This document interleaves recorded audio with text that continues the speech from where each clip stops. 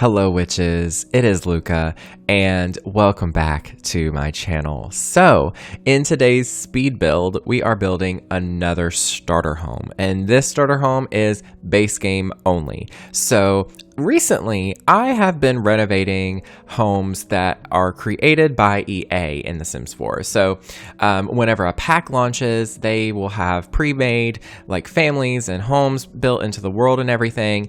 I've been renovating those homes. And I will leave a link down below as well as an iCard to those videos if you want to check those out. But basically, I've been renovating these homes and I've been realizing kind of a theme that that EA does. They build homes that are basically a clean slate for you to customize yourself, for you to just load into and to, as you go, personalize. Now, obviously, not everybody wants that. Not everybody wants a home that you can personalize because some people aren't really builders. More people are game players. So they want to just have something that they don't have to touch. However, that EA is kind of like, well, building is also gameplay. So, you know, it's all to each their own. But I've been noticing that theme and I've been like, you know, maybe with starter homes, I need to focus less on clutter and personalization and a little bit more on just making something that is actually a starter home. And obviously, I'm not going to do this for every single starter home that I ever do. But this one is that kind of idea. Basically, it is a base game only home. So what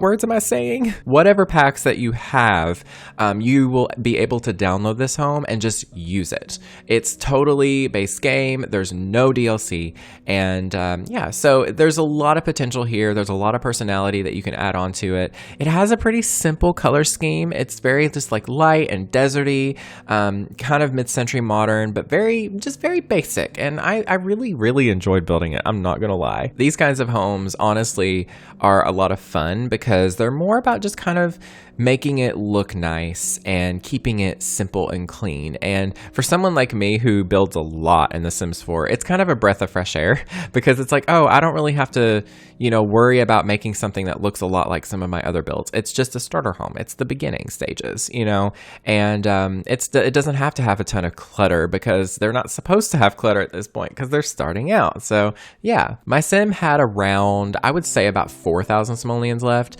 I want to say it came in under 15k, give or take. I could be wrong. My memory is not the greatest when it comes to specific numbers like that.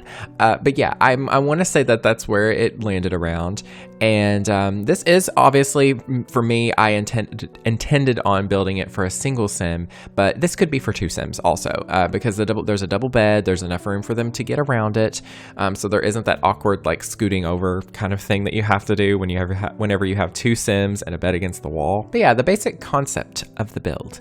There's just the living room, and then you walk into an open kitchen that leads you to the bedroom and the bathroom. And then there is a little backyard area as well that you can go through the bedroom to get to. I really love adding those little touches like that because that means a big difference, because sometimes your sims just want to be outside and that's okay. So I gave them a little fenced in area out back, just with some, you know, things that they can do. I kind of tried to make sure that they had enough for different kinds of sims. So there is a TV. I do add a computer as well, and then there is an easel outside, a couple planter boxes, as well as a grill. So, you know, there's a different variety of things that they can do in this house.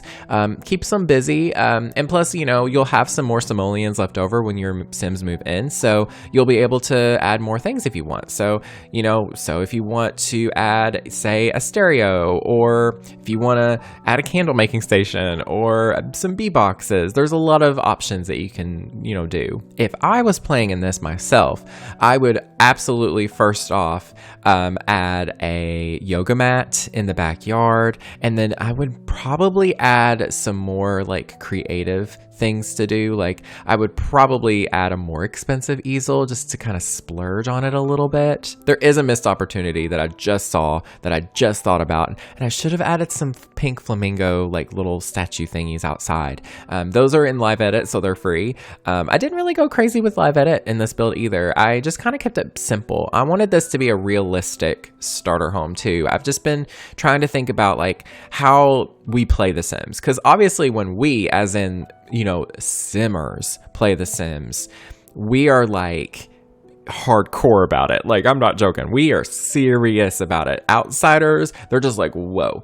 So I was trying to think about how, as a general audience, The Sims 4 as a community as a whole, not just the hardcore people, but the casual people too, how they play. And so that's where I got the inspiration for this. I kept the landscaping pretty simple. I used these are all from show live edit objects. So if you type in the cheat bb.show hidden objects true, as well as bb.show live edit objects true, you'll be able to bring up a lot more options to search through. Now, if you have the Better Build By mod by Twisted Mexi, you'll be able to find all of that sorted in the catalog already, so you don't have to search up debug and look through that entire section. You can just go to plants, and all the plants that are live edit are going to be in that section too, as long as you have the live edit filter like enabled. It's a whole rigmarole. Go check out Twisted Mexi's website. I think he also has a YouTube channel as well, so I think there is some tutorials that you can look into. But yeah, it makes a huge difference if that's the only mod that you use. And the cool thing is, whenever you upload builds to the gallery, they won't be flagged as having CC. They used to back in the day, but now they don't. So it's kind of amazing, I'm not gonna lie. Here I am just finishing up the bedroom here. I'm keeping it so painfully simple, and I did add these really nice windows from the base game. You know, those controversial windows back whenever they were, advertising the industrial loft kit. There was this window in the picture, but the window did not come with the kit. Oh no. So they were like, oops, we need to make that window and add it into the base game for free before people get mad at us. Because, you know, people got really upset over a window. But I'm glad they did, because honestly, the window's very nice. And it's base game only, which is really, really cool. I'm just using some terrain paint here to kind of make my own little backyard back here with a really cheap fence. Your Sims will be able to step down from the house there, even though there isn't like a step from the foundation. As long as the foundation is just one little level up, it's no more than that. I need to slow down my words. They will be able to step down pretty easily. And I'm adding some garden pots as well here. Obviously you need some garden pots. I can't build a home without garden pots. What kind of build would that be for me? That just doesn't sound right. And I put a picnic table out here. I haven't used this one before, I don't think, so I was like, why not? It fits in with the vibes of the world. So and I have a little grill there as well, and I put an easel. I kept it very painfully simple, and I'm honestly a big fan of it. It's refreshing. And then at this point I go through and I add some curtains, because you have to have at least a few curtains, because that makes it. And I was like, okay, I need to add some decor throughout the house. They still have plenty of simoleons, so it's okay to splurge a little, but I didn't go overboard. I kept it pretty minimal. I should have put that painting above the bed instead of the nightstand. I don't know why I did that, but the living room at this point, I was looking at it and I was like, I'm not really a big fan of this living room layout, but I'm just going to go with it. I don't know how much difference I could make with it. And then right here, I did make a small change. I moved the bathroom door into the bedroom instead. I thought, yeah, that sucks, but I really thought this little nook here would be perfect for a desk. And I think I could have probably figured it out so that it would have worked either way, but I eventually just make it an area for a small desk. So you see me here playing around with these bookshelves here from the base game. Everything's from the base game. I need to not say that. I wasn't loving it, but I do eventually use this single-sized single-tiled sized table here that goes underneath it, and it looks kind of weird from the side, but it works. It's like a base game version of the desk from City Living. So hey, it works out and it's functional. That's pretty much it though for today's build. Do let me know in the comments down below what you would like to see as a starter home next time.